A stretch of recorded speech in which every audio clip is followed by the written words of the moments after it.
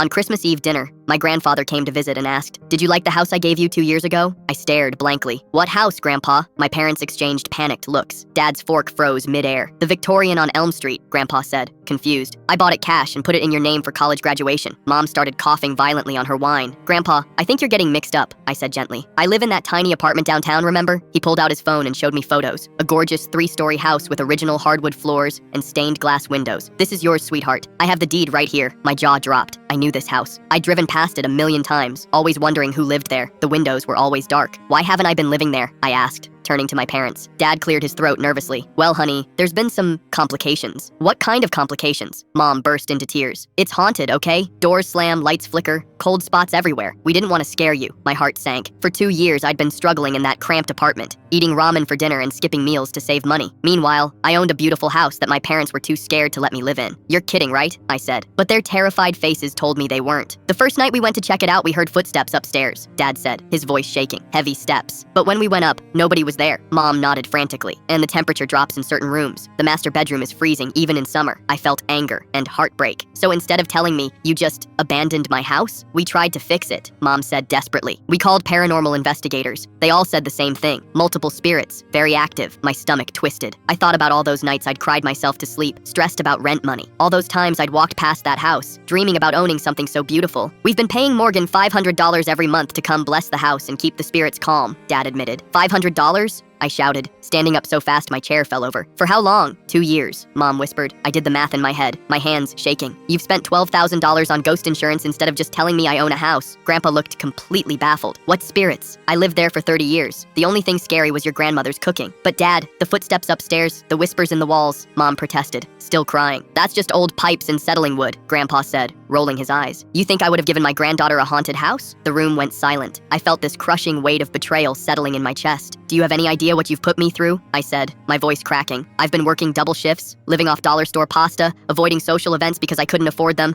I cried every month wondering how I was gonna make rent." Dad finally looked at me, shame in his eyes. "We thought we were protecting you." "Protecting me from what? My own house?" The anger was building. "I've been sleeping on a mattress on the floor for 2 years while I own a Victorian with hardwood floors." Mom reached for my hand, but I pulled away. "Sweetheart, we were genuinely terrified. The lights would turn on and off by themselves." "So you never thought to get an electrician?" My voice was getting higher. "You went straight to paying a priest?" The worst part was realizing how many conversations we'd had where they'd acted concerned about my financial struggles, all while sitting on the solution to all my problems. I grabbed the keys from Dad's trembling hands, my whole body shaking. "I'm checking this out right now." As I headed for the door, Mom called after me desperately. "Wait!" Morgan says never go there alone on Christmas Eve. That's when they're strongest. Did my parents really waste 2 years of my life and thousands of dollars because they watched too many horror movies?